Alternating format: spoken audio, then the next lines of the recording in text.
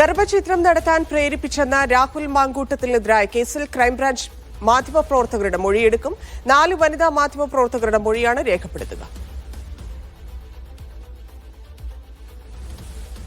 Sijo V John ചേരുന്നു. സിജോ, മൊഴിയെടുക്കും.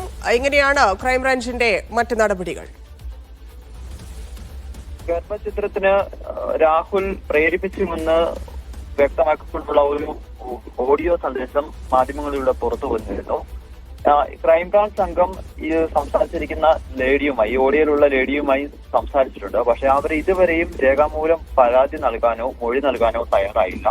അതിനിടെയാണ് പുതിയ വെളിപ്പെടുത്തൽ ഇതുമായി ബന്ധപ്പെട്ട് പുറത്തു വന്നത്. ഈ ഇരയാക്കപ്പെട്ട സ്ത്രീയുമായി ചില മാധ്യമപ്രവർത്തകർ സംസാരിച്ചു എന്നുള്ളതായിരുന്നു ആ വിവരം. ആ ഒരു വിവരത്തിന്റെ അടിസ്ഥാനത്തിൽ കൂടിയാണ് ഇവരിൽ നിന്ന് പ്രാഥമിക മൊഴി രേഖപ്പെടുത്തുക.